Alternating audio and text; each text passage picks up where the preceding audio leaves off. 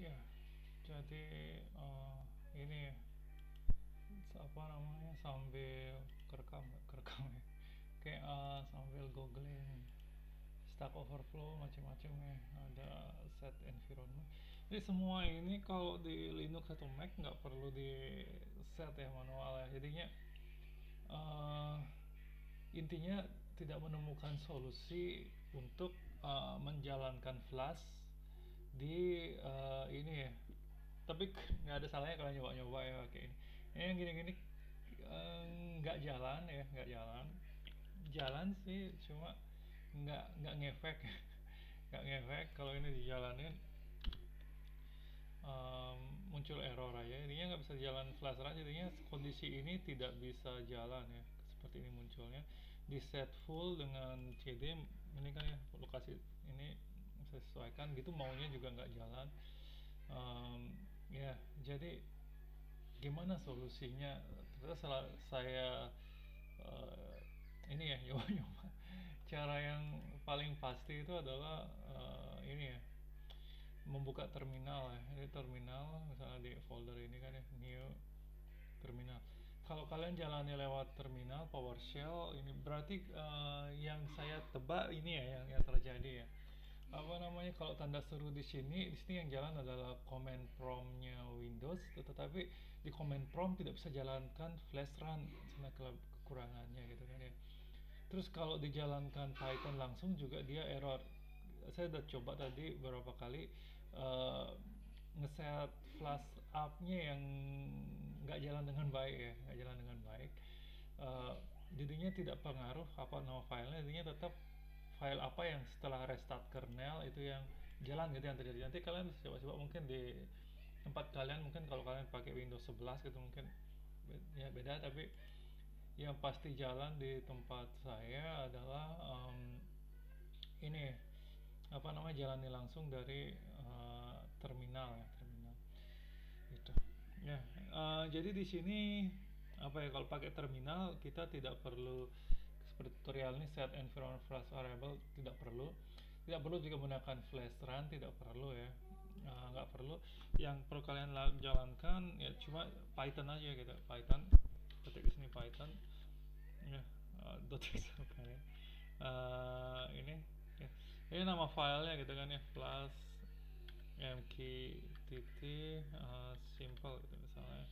Jadi ini saya udah nyoba berkali-kali kalau pakai PowerShell ya otomatis flash up namanya terupdate ya. Saya juga tadi nyoba-nyoba ini ya, nyoba-nyoba apa namanya debug through sama ini. Coba di sini saya kira ini yang efek, ternyata ini dihapus juga hasilnya sama gitu ya. Kalau diaktifin debug sama dengan true, malah di ini ke postnya dua kali gitu ya, postnya dua kali. Hasil debugnya intinya tidak dilakukan. Ini intinya gini aja caranya. Jadi kalian buka dua ya saat ini yang mungkin nggak perlu kalian buka, ini yang bisa kalian tutup ya. Ini bisa kalian tutup, ini kalian tidak menggunakan ini, kalian mungkin pipnya juga sebaiknya pakai terminal aja. Intinya apa ya, kalau di Windows tanda seru gini tidak berjalan dengan baik gitu ya. Kurang lebih yang saya tangkap ya. Nggak tahu, mungkin di Windows saya aja nggak tahu ya. Itu ya, saya termasuk ini ya, termasuk awam sekali di bidang penggunaan Microsoft Windows saat ini jadinya gitu, karena udah lama banget nggak pakai ya. Ya itu, ini bisa jalanin ya, muncul. Kalau di Mac atau Linux ini yang akan muncul di Jupyter Notebook yang IPyNB nya ya. Tapi di sini nggak jalan, jadinya ini bisa kalian klik langsung dan muncul ini dan sesuai itu gitu ya. Nah, apa yang penting dari debugger ini gitu kan ya? Misalnya ini kan test publish di sini ya, publish. Oke, ini terkirim ya, tapi ini di sini muncul pesan terkirim, tapi apakah benar terkirim kita nggak tahu ya. Cara tahunya adalah perintah debug ya, debug yang muncul di sini ya, di on message ya. Ini yang penting karena ini yang apa namanya, handle executed message ini diterima atau enggak di sini pentingnya gitu kan. Jadi ini dia, kalau MQTT itu bukan komunikasi satu arah tapi komunikasi yang broadcast. Jadinya ketika apa namanya suatu klien MQTT melakukan publish terhadap suatu topik, dan dia subscribe ke topik itu juga, berarti dia menerima hasil publishnya dia sendiri juga gitu kan ya, seperti itu machine hearingnya, topik ini ya muncul.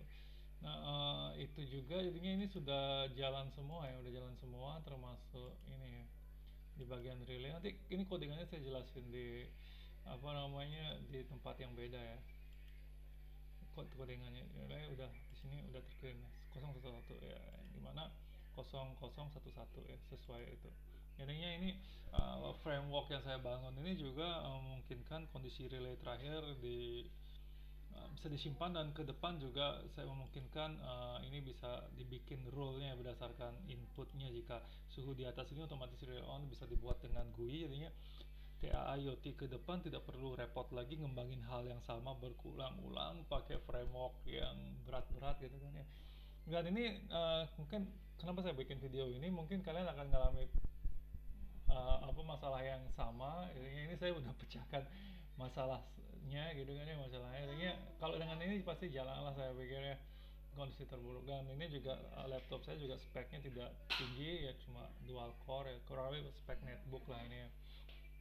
Apa namanya ya, bukan laptop saya ya, apa namanya yang laptop punya yang ini ya, apa saya install ulang dengan fresh ya ini ya.